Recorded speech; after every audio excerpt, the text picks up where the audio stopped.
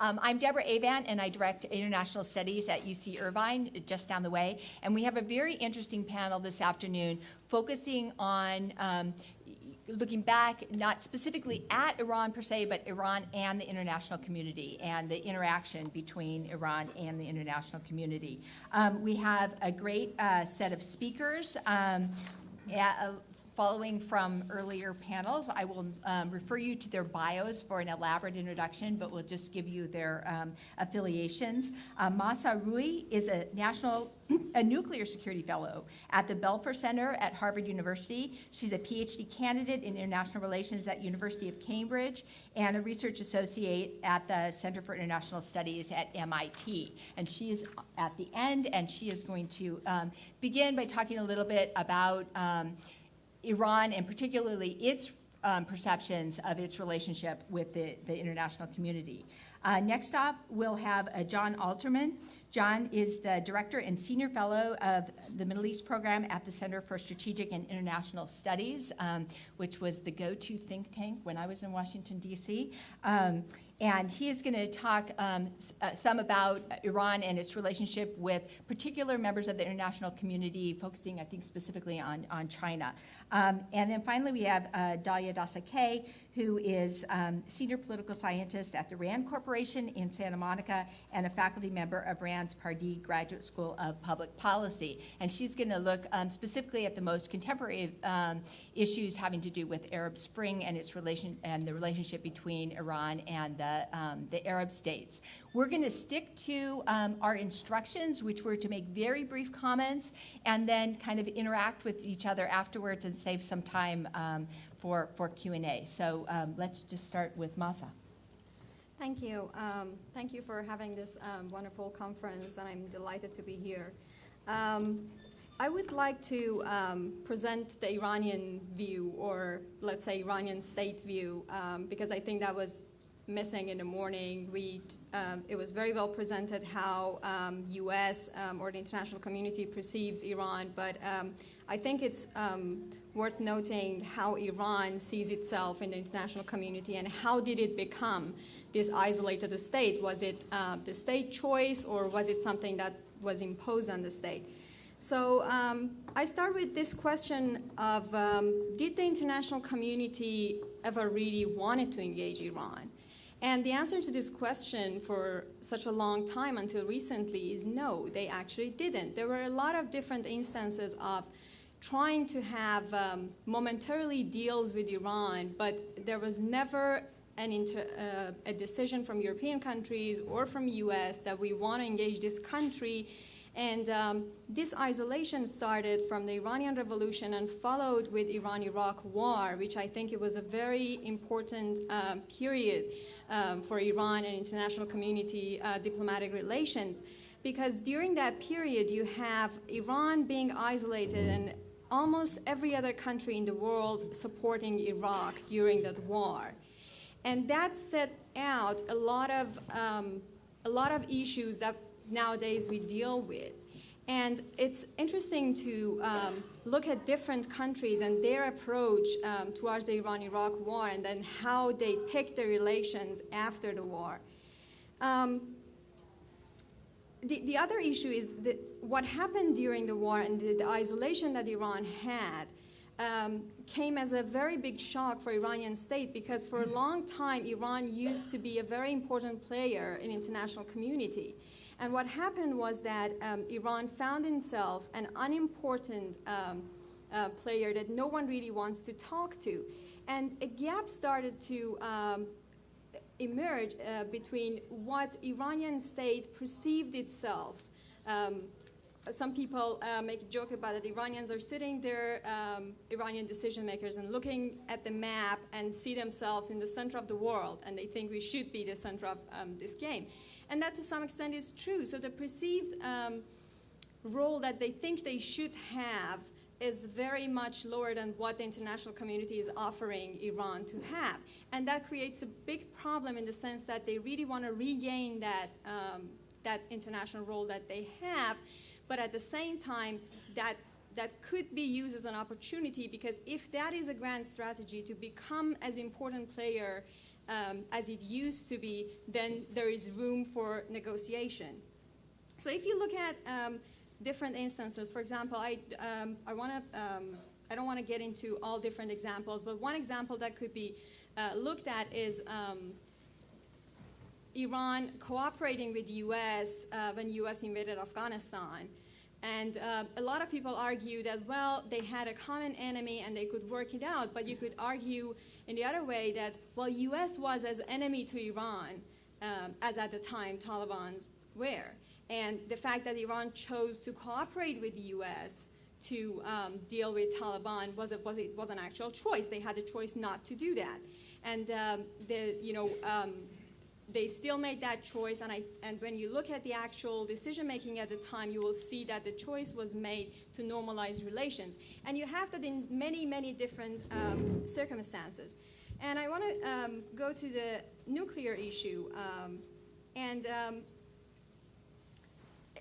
During the nuclear issue, I think if you put aside, and then the rhetoric of how many proposals have been offered to Iran and how many of them has been rejected, I think one needs to also look at what were these proposals. I don't think that many people reading the media realize what was the wording of the actual proposal. And for example, one of the very famous proposals talked about that was proposed to Iran during 2003-2005 period by EU, and actually like later on, there was never, first of all, there was always a condition for suspension. And then the proposals were never that these are the things that we are willing to offer. The proposals were these are the things that we are willing to talk about and see whether we're willing to offer or not if you suspend. And I think that makes a huge difference when you're sitting in Iran and deciding, especially if you have many different instances that your partners or whoever you're cooperating just put the deal off because they just don't like you. And that happened about Iran had so many different cooperations on its nuclear program. It was with Germany. They had shares in France. They had a situation with Russia. And in all of those situations, they were somehow betrayed by their partner in the international community for just the reason that we just do not like you and we don't want to deal with you. And that set out a kind of perception for Iranians that there has to be something to gain out of this if we're going to deal. So we can't just suspend and then wait to see what happens, because they did even try that and it didn't work. And when you look at the Obama administration, which I think that, it was talked about in the first panel, and everyone talks about how they have tried engagement and it has failed. I think it's interesting to note that actually the most comprehensive sanctions against Iran was imposed during Obama administration. And again, if you want to talk about rhetoric, I am sure there is a lot of rhetoric going on in Iran about how they want to engage and talk to U.S. You can find a lot of Ahmadinejad's comment the same. As we want to talk with the U.S., we want to engage. But I think if you look at the actual policies and the actual steps that were made, there were basically none about engagement, at least from Iranian perspective.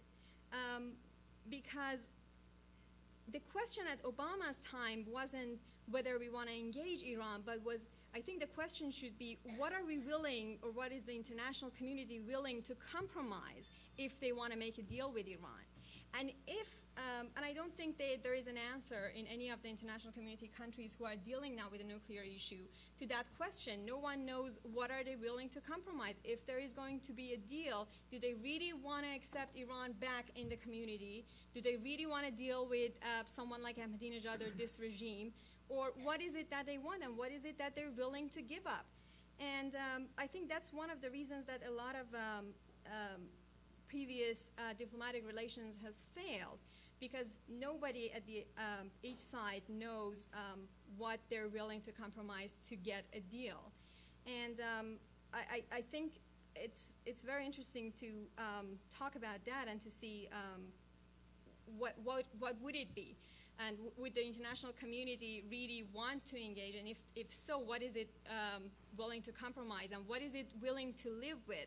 Because now, if the question of zero enrichment for Iran is out of, nobody actually thinks that attainable, whether that's believable or not. And two very brief points that I want to make is one of the very interesting examples that always was puzzling to me was Iran-Germany relations. You have Germany as one of the major providers of chemical weapons during Iran-Iraq war, but at the same time you'll see Germany almost the only country that had somehow successful diplomatic relations with Iran afterwards. They somehow managed to pick up their relations. They had more difficulties in terms of the terrorist attacks in Germany, in terms of their relations with Iran, but they managed to really engage and pick up their relations. And the other point that I wanted to mention was whether Iran, a lot of people, and I think in the first panel, they mentioned in North Korea and how Iran is drawing lessons from, for example, Libya or North Korea. But from my own research, I realized the Iranian decision makers are much more drawing conclusions from Turkey and Brazil, precisely because of what I mentioned, that they want to regain that international role, than they are from North Korea and Libya. They just don't see themselves in the same position as Libya, and they don't want to be where North Korea is. And I think, as one of the colleagues also mentioned, North Korea there is a very important factor, and that is China's support for North Korea. That is not the case for Iran. And so I don't think, at least from my own research, that the Iranians are looking up to North Korea. And the offer that they made about Turkey-Brazil deal that was rejected by the international community somehow indicates that who they want to deal with. But it's just not, they haven't had that much of a chance or that much of a choice. So I'm here. Good, thank you.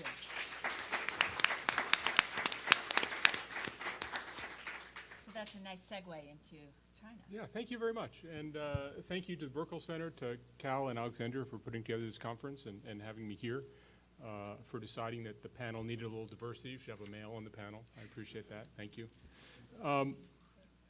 I think that as we think about China and Iran, there are a lot of people who start off with the idea that we have a problem because these guys are natural allies, because they're unified on the same strategic goal, which is trying to have a more multipolar world where the U.S. has less voice.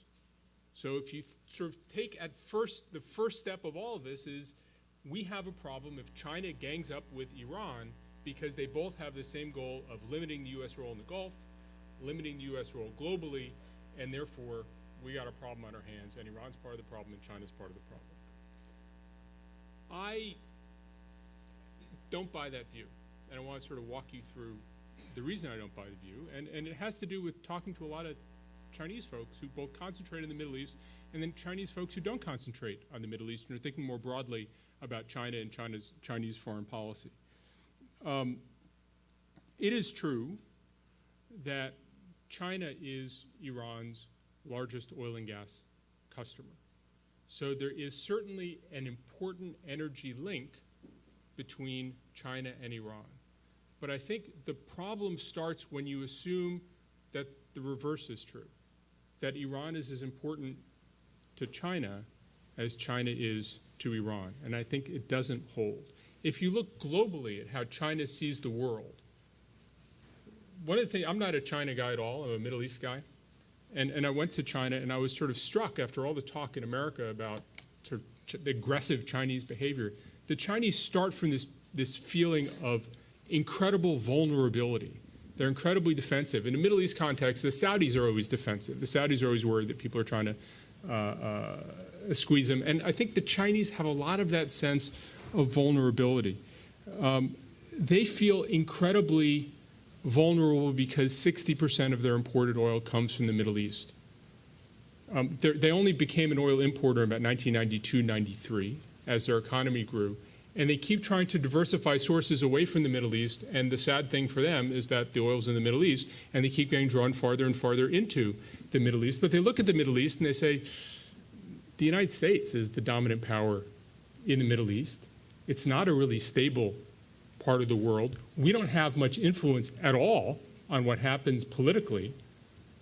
And getting oil from the Middle East to China relies on the U.S. Navy to protect the sea lanes. So if we got into a fight with the United States, we couldn't get the oil from the Middle East to China because they could chop off the Straits of Malacca or something else. So the Chinese sort of start from this whole premise that the Middle East is a source of vulnerability for China, not a natural area of competition with the United States. We had a notion during the Cold War we weren't going to let the Soviets come into the Middle East. The Chinese aren't trying to come into the Middle East. The Chinese, in many ways, are trying to get out of the Middle East, and they can't figure out a way not to be reliant on the Middle East and Middle Eastern energy. As China looks at who you're going to buy oil from in the Middle East, a lot of the oil is in the GCC, right, the Gulf Cooperation Council, which is closely allied with the United States. So again, you have this vulnerability. If you get into an argument with the United States, what happens to your source of oil? Iran, I think, is seen from a Chinese perspective as a way to hedge against the U.S. cutting off Gulf oil. But the fact is, if you look at the overall statistics and even the country-by-country statistics, China imports 40% more oil from Saudi Arabia than it does from Iran. And then you add the UAE, whose exports to China have been rising, Kuwait, whose exports to China have been rising. The exports from Iran have been relatively flat. If you look at the GCC as a whole, China is more reliant on the GCC states than Iran. And then you have this problem that the GCC states are in this battle, Cold War with Iran, and they're trying to play both sides. And the GCC states keep trying to pull China to stop protecting the Iranians. The Chinese don't want to play this game. The Chinese want positive relations with everybody. They want good relations with Israel and with Iran and with the Gulf states and everybody, and they can't. And this oil is again getting in their way. I think the Chinese see a commercial advantage in dealing with pariah states, right? This is a country whose grand strategic ally in Europe was Albania. Right? Because you get stuff from Sudan, South Sudan, right? They don't have a lot of international ties, so you can get stuff for cheap. The Iranians, nobody has ties, so you can pick up distressed assets for cheap. I think it's a mercantilist policy, but strategically, if you're China, the big strategic issue for China is Sino-American relations. There's no question. The big strategic issue, the way in the 1970s and 80s, the strategic issue in the United States was US-Soviet, in China, the big strategic issue is Sino-American and increasingly energy security. And they have this problem that energy security is getting in the way of the U.S. relationship. In addition to which, the Chinese are terrifically concerned about stability, not only in the Middle East, but especially in Iran. I mean, I talk to Chinese scholars all the time who pull their hair out about and Chinese diplomats pull their hair out dealing with the Iranians, because the Iranians in so many ways are not the way the Chinese are, right? The Chinese are very deliberate, and that's not the way Iranian politics works. And the Chinese, why do we have to be reliant on these kinds of people? I think as China looks forward, as they talk about China's peaceful rise, they want to be responsible stakeholders in the world. Being close to Iran doesn't help you do that. Being close to Iran detracts from that. And on the issue of proliferation, you know, China relies on a Persian Gulf that doesn't have a lot of tension, doesn't have a lot of war. And if you look at the way Iran is behaving, the Chinese view, along with others, is that Iran is increasing tensions, raising oil prices, proliferation would be bad for the region, all these trends that move toward China having problems, paying more for oil. That's not what they want. So on the Chinese side, I think there's a desire to deal with Iran because it's distressed assets for cheap, and maybe you can hem the Americans in a little bit, but not to get too close to Iran because they want to maintain a lot more important set of relations, including with GCC states that they import more oil from, and with the United States that they're key strategic, I wouldn't say opponent, and I wouldn't say partner, but key strategic actor in the world. Now, that's not to say that that's the Iranian perspective. I think the Iranian perspective is to chase China, because if you're Iran, there aren't a lot of alternatives to China. Here you have a country with growing energy demand. Here you have a country that's on the P5 and is not in the pocket of the United States. So Iran is trying to chase China, It doesn't have a lot of friends. It doesn't have a lot of markets. Among the P5, China is clearly the most patient with the Iranian nuclear program, and that's appealing to the Iranians. But I think underlying all of this is a sense that I get that Iran needs China in a way that China doesn't need Iran. China's overall trade with the Middle East is about 4% of their global trade, right? I say China is Iran's biggest customer. Iran is not China's biggest supplier. And while the Iranians go on and on about their strategic relationship with China, my understanding, at least as of a few years ago, is the Chinese have used the word strategic to describe their relations with Egypt and their relations with Saudi Arabia, and I don't believe they've ever used strategic to describe their relations with Iran. If you want to have fun, talk to a Chinese official or a quasi-official and make this argument, because they'll jump up and down. They'll say, no, it's a very important relationship both ways. I think the reality is the Chinese understand that they have the Iranians on the hook, that the Iranians need them much more than they need the Iranians. China's goal is to stay unaligned, to draw on the GCC states, to deal with everybody, to continue to invest in Iraq, but certainly not to take a bullet for Iran, which they see as a dangerous actor in the region, one that threatens their interests. I think China is finding it increasingly difficult to play this balancing act, because as you get closer to crisis, as the Iranians act in ways that are more hostile to that of the United States and others, I think the Chinese are finding that as they grow to be larger and larger actors in the world stage, it's harder to become a piece of furniture in the background. Ultimately, I think that the key distinguishing factor that I want to leave you with is China, after all of its revolutionary zeal in the 1970s supporting every liberation movement in the world, that China has become a preeminently status quo power, certainly when it comes to energy. Iran is not a status quo power. Iran is seeking to overturn the status quo, to have a more multipolar world where they have more power and the U.S. has less power. And it is for that key strategic reason that if China had to choose, it would choose a status quo world and grow in that context of greater stability and predictability. And they see the Iranians, rather than being a help to that, as being a threat to their key strategic interests. Thank you.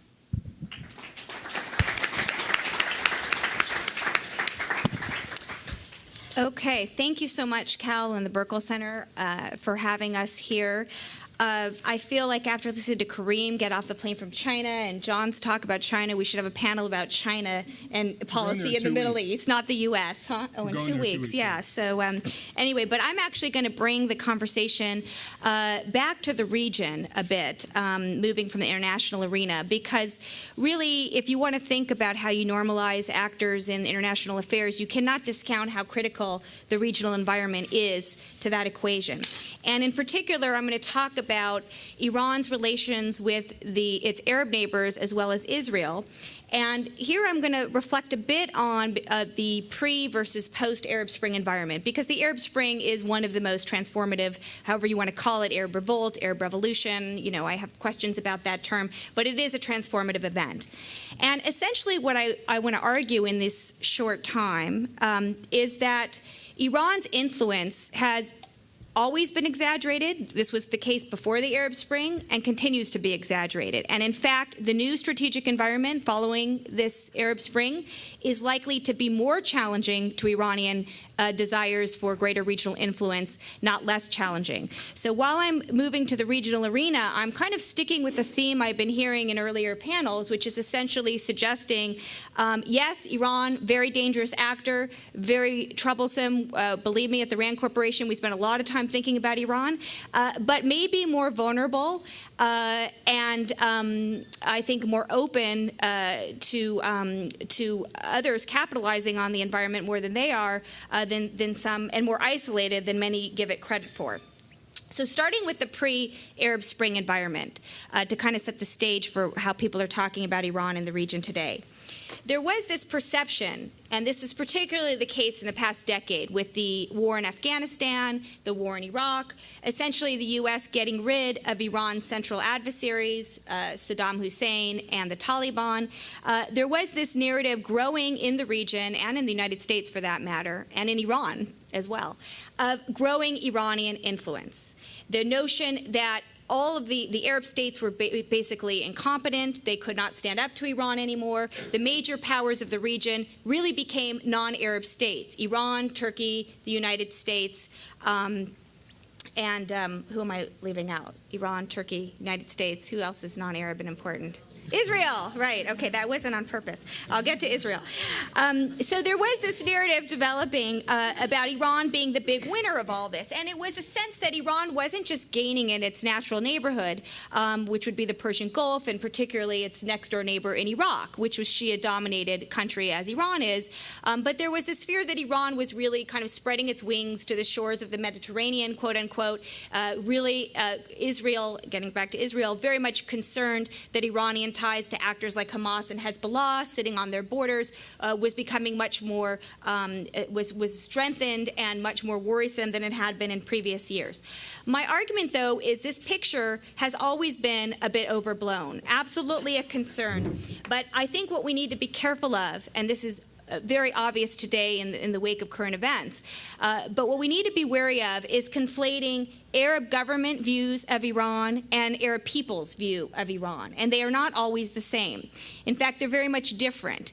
And this very much alarmist narrative on Iran really stemmed from the way that conservative, so-called moderate Arab governments viewed Iran because they looked at them as a serious threat to their own conservative desire to keep the status quo.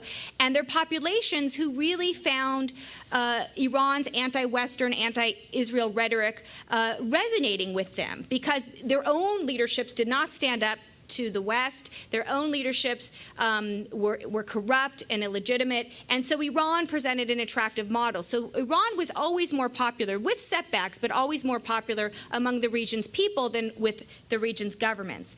And even at the governmental level, you saw great variation. The Saudis have always been, John referred to the so-called Cold War between the Saudis and Iran. It's always been there with ups and downs. It's intensified today. But the Saudis have always taken the strongest line against Iran as one of the dominant Sunni powers in the region. That said, there have been times where even the Saudis have pragmatically cooperated with Iran when it served their interests. But you don't see the hardline Saudi line throughout the region. You have others, even within the Gulf Cooperation Council of these monarchies and conservative states, taking much softer lines on Iran. You see the Qataris, the Omanis, very much interested in hedging and keeping their trade and diplomatic relations and so forth. So the point being is in this pre-Arab Spring environment, you had a great array of views on Iran and quite diverse, and Iran was never as big of a winner or as big of a loser as some were suggesting. Now, turning to the post-Arab Spring environment, from the very earliest days of all this unrest, ultimately, this unrest is about the Arab world. But of course, sitting in Washington or in Jerusalem or other capitals, everything in this region is often boiled down to a contest between us and them increasingly these days. If it's not China, it's Iran. And so there were arguments suggesting great concern about Iran coming out of this unrest as the serious winner. The notion that, well, look, pro-U.S. governments are going down. Mubarak and in Egypt and pro-regimes in Tunisia, possibly Yemen. This can only be a benefit for Iran. If all these pro-American regimes are going down, this is a win for Iran. I don't want to disagree too much with Charlie Kupchan earlier. I don't know if he's here. I missed his talk, but I heard that he suggested some reasoning along these lines of Iran being able to capitalize on this unrest at the expense of U.S. interests. What I want to suggest is that this is an erroneous argument because it's absolutely, one, too premature to call Iran the winner of this, but also I think a misreading of how the regional environment is shaping up, which I think is actually more hostile to Iranian interests, not less hostile than what we had before. I would not argue with with the suggestion that Iran is not going to try to capitalize on the Arab Spring unrest. There is no question. Iran is very good at capitalizing on turmoil. A lot of people in the region believe Iran is a very strategic actor. You often hear, Arabs or Israelis who are hostile to Iran saying, they play chess, we play checkers, they're so savvy, we're always getting outmaneuvered. There's a lot of concern that this is very much going to happen again in the wake of so much uncertainty, especially when we don't know where these Arab regimes are going. These are not revolutions yet. Even in Egypt, where we call it a revolution, this was a revolt, but we do not know what's going to be replacing Mubarak. In many ways, it's the same regime without Mubarak. It's yet to be determined. So we have to be very wary of that. But Iran certainly is going to try to capitalize on that uncertainty. They're going to try to capitalize on what they will argue, and in many ways they have a point there, of the hypocrisy of U.S. policies. This is a very tough time for the U.S. Because we cannot deal consistently across the region. These are tough challenges. So we've had a very different response in Libya versus Bahrain, for example. Will the Iranians play that up and suggest, why are you supporting uprisings in one place and not in the other if it happens to be where your Fifth Fleet is stationed? Okay, so it's hard to have answers to that. Those are tough questions. I'll get to it later, but the Iranians have their own set of problems as well. So there's plenty for the Iranians to try to capitalize on. But I would suggest there's at least 3 reasons the Iranians are not likely to succeed in the current environment. The first is their old tactics of playing the card of the rejectionist front, that we're the leaders, we're the ones who stand up to the West and to Israel. And only we can do that for you because you have these illegitimate leaderships. That no longer resonates when the Arab people themselves are overturning their own governments, and they didn't turn to Iran to do that. In fact, they have no interest in emulating the Iranian model. This is not a model that looks particularly attractive to the rest of the region. These were actually quite non-ideological movements. We don't know where they're going to head, but they were not interested in Iran. But when you have populist movements, and we'll see if they become legitimate and actually accountable, and again, we don't know yet, but if it moves in that direction, Iran's ability to play this rejectionist card is going to be all that much more difficult. I also think you could, when the region is looking at the model or Iran is trying to use its rejectionist model, it's going to be very difficult as it suppresses its own people at home. Because just as it's saying, look at the U.S., how hypocritical they are and how they're dealing with this Arab Spring, well, look at Iran. Look at their own hypocrisy of saying we support the people's rights against their government when they're brutally suppressing their own people at home. This is not exactly a great model of soft power exertion. So I think Iran's in for some serious trouble. Second, just in terms of their soft power model. Second, I think their so-called rejectionist front, their allies, which are few, as has been said before, but their regional allies, namely Hezbollah, Hamas, and their state ally, Syria, are all in serious trouble. Syria is the weakest link right now. We don't know what is going to happen to the Assad regime, but he's in, there's unprecedented unrest for this regime. And this was really, Syria was a really fundamental linchpin to Iran's entry into the Arab world in terms of its rejectionist front. It gave it the Arab bona fides it needs as a Persian power to enter into the Arab world. Without Syria, it's a serious loss for Iranian interests. I also think we should be very careful about assuming that because Mubarak is gone, that all of a sudden Egypt is going to be a great ally of Iran. This would be a very short-sighted and simplistic reading. Yes, I would be the first to agree that it is very likely Egypt and Iran are moving toward diplomatic relations. There's no question about it. I was in a conference a few months ago with an Egyptian diplomat there, and he was very eager to talk to the Iranians in the room about when they can start flights and tourist exchanges and economic exchanges, and they saw a whole range of potential for normalizing relations between the two countries. Absolutely. In fact, why should Egypt be any different than these GCC states who do it all the time? That's how the Egyptians are looking at it. So yes, that's all going to happen, but do not think for a minute that Egypt is not going to be interested in being a counterweight to Iran in terms of a regional leadership position. Egypt and Egyptian leaders, whoever emerge, have very much been disgruntled at the fact that under Mubarak, Egypt was a non-player in regional affairs. It has been in decline for decades. Egypt is going to see this as an opportunity to reemerge, to reassert its leadership. We've already seen this in its brokering of Hamas Fatah deal, which actually had preceded the Arab Spring, but got momentum after. So I think that you're going to see warming to Iran, but you're also going to see resistance to Iran.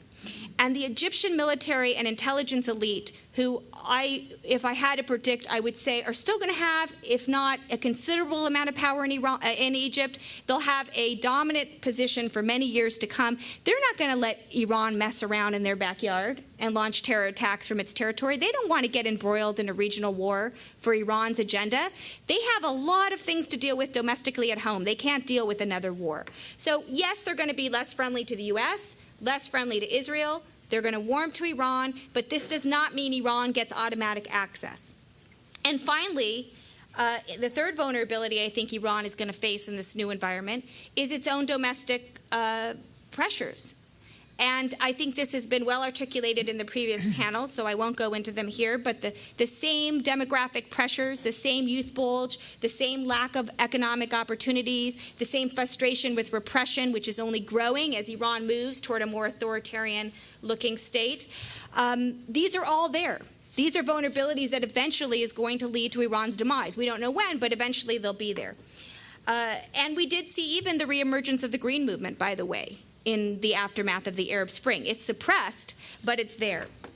So to close, I would just say, thinking about the way forward, if you accept this analysis that, one, Iran was never that omnipotent to begin with, and two, it's actually going to face more limitations and vulnerabilities in a post-Arab Spring environment, I think in some ways this may be a moment in the region's history where it's maybe more for the U.S. to lose than for Iran to win. Because I think the U.S. has to be very careful and I don't want to get too much into our next panel's territory, but I do think that the United States has to be very careful not to pursue policies that actually prove counterproductive and that slow down Iran's own behavior that may actually lead to its own demise eventually. And I would say the best way to do this in terms of a positive model, would be to actually create a counter to Iran. If you think back to the Cold War, there's a lot of dissimilarities between the Cold War and the Middle East regional environment, too many to go through here. But something George Kennan talked about, which was absolutely right when he talked about containing the Soviets, it wasn't always just what you did against your adversary, but it's also what you do with your allies. It's about building an alternative model to blunt and mellow, so to speak, the influence of your adversary. And if I had to recommend policies, I would say that's where we should be focused on. We should be focused on our allies, on political reform, on transitions that have been started in this Arab Spring. We don't know where they're going. Very, very important to be focusing on that counter model as much as focusing on how we can isolate and sanction Iran and so forth, all those things which we'll no doubt do, but we need to focus on the alternative as well. So I will just end on that fairly, I guess, kind of optimistic note.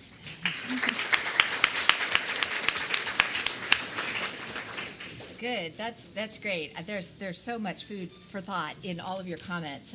Let me just start by asking some brief questions and then encourage you guys, in answering those, to actually respond to each other as well. But Masa, first for you.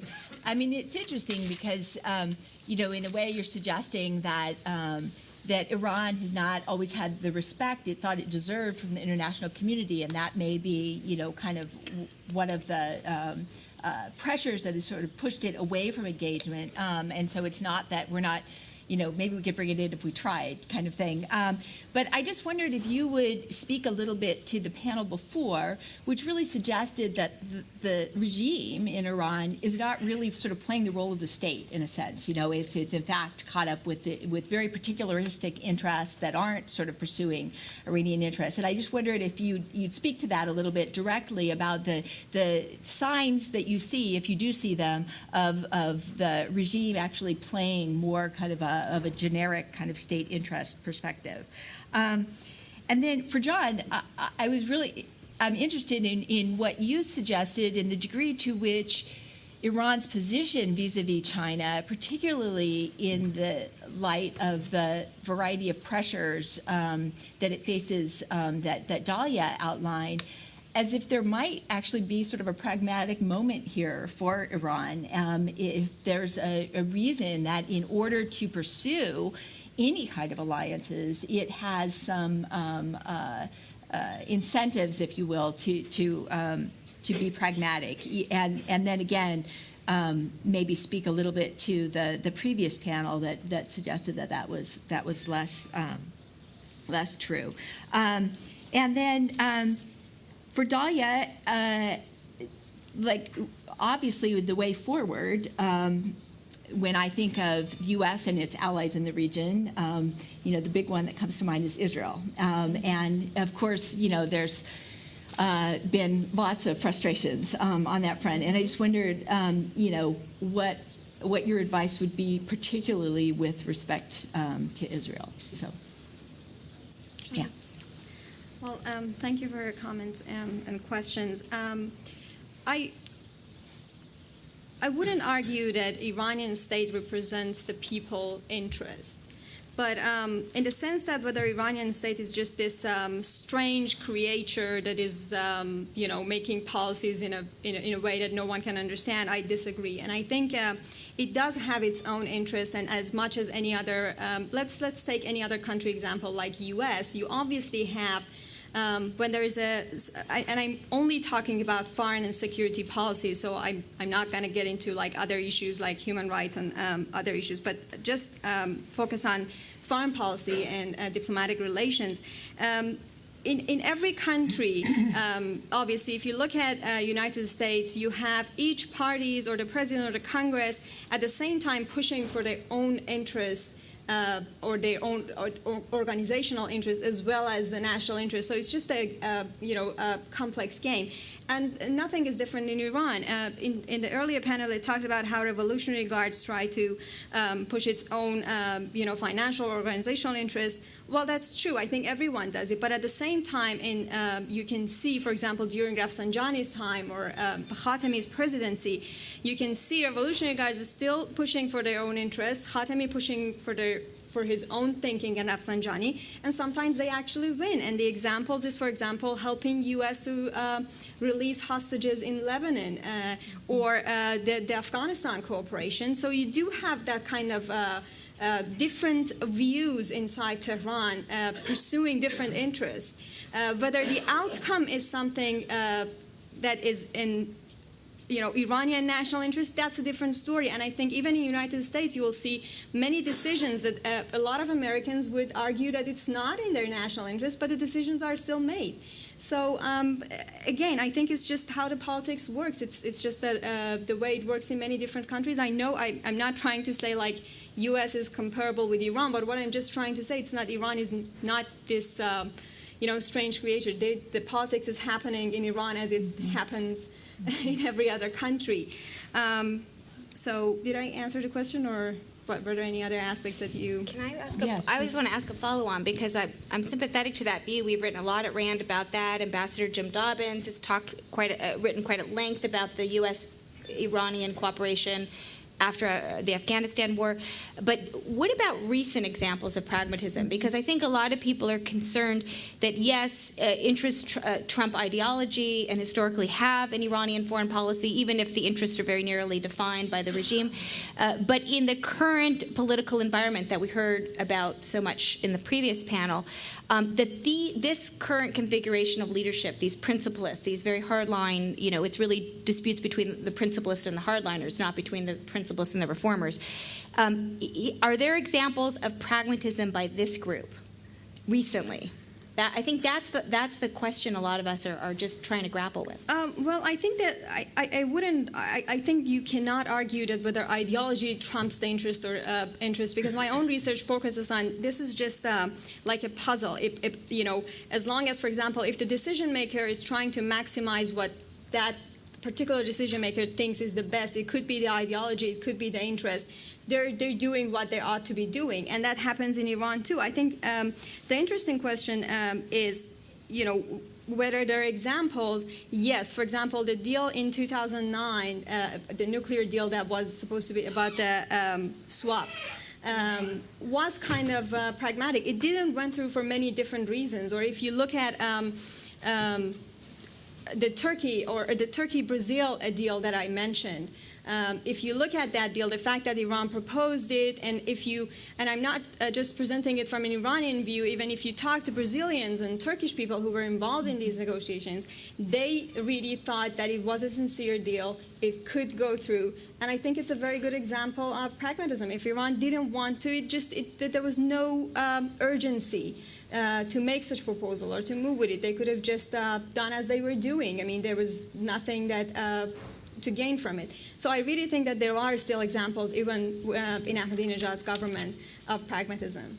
To my own mind, there are people who want to pursue pragmatic kinds of tactics, but then they get subsumed by Iranian politics, which, as you suggest, tend to go toward hardline positions. I think there are two things going on.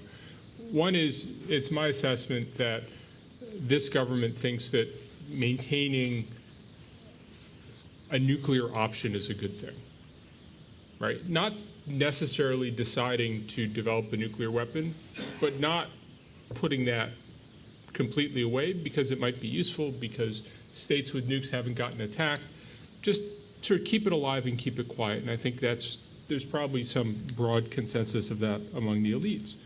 But the other thing that I see, and you see it in some other similar states like Syria, is the government is totally consumed with its weakness vis-a-vis other actors. And there's a sense that if you make any concessions to anybody, you have to maximize what you get in the near term.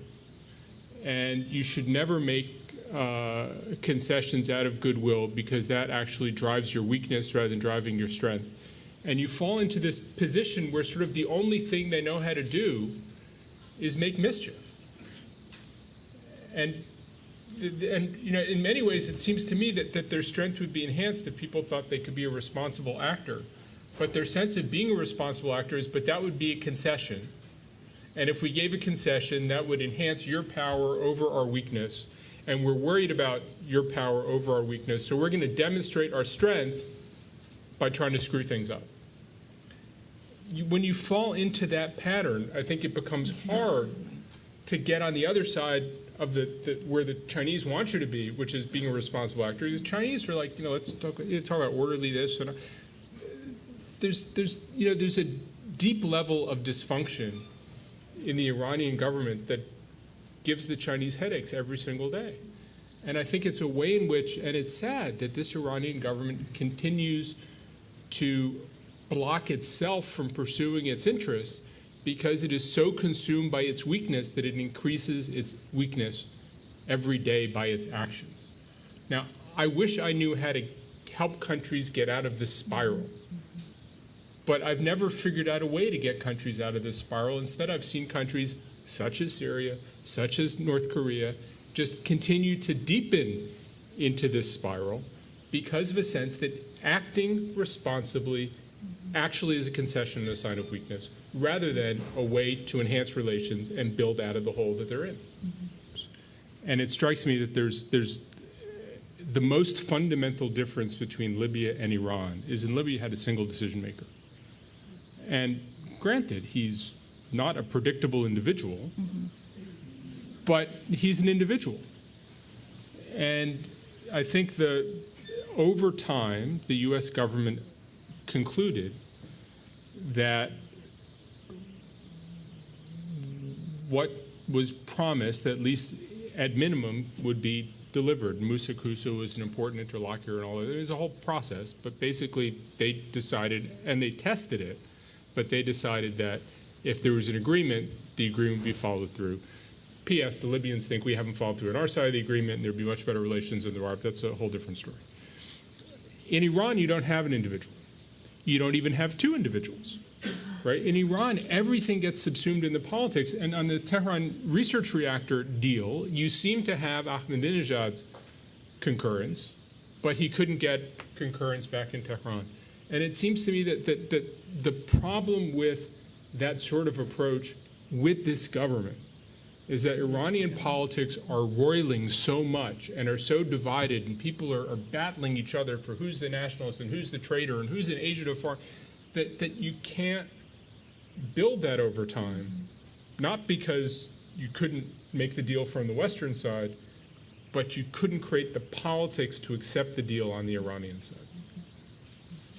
And just one more thing to add to that, before getting to Israel, is there's also those who make the argument that there are certain factions within Iran that it's not one that they actually not that they feel weak, but they have an inflated sense of power, actually erroneous sense, but they have a sense of power. I think that covers for their feelings of inferiority. But that's it could be, but that's another field. Department. Yeah, but then she left the room. We need that. That might be the way to solve this problem. But there is also the argument that some of these factions.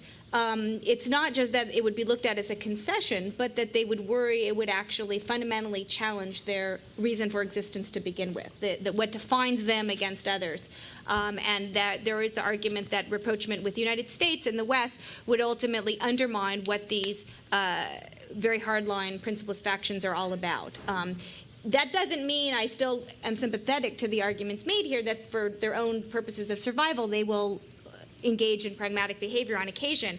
But there is something to that counter-argument that there are certain elements in Iran with whom a deal may never be possible. I don't know if you wanted to counter that at all before I get to Israel. Let me just make a few comments. First on Libya. I think your observation is, I agree with it. It's very interesting. But there are two other differences with Libya that I think you didn't mention. First of all, the deal with the Libya was a kind of very concrete offer. You do this, we do that. And the sanctions were immediately lifted when Libya took that step.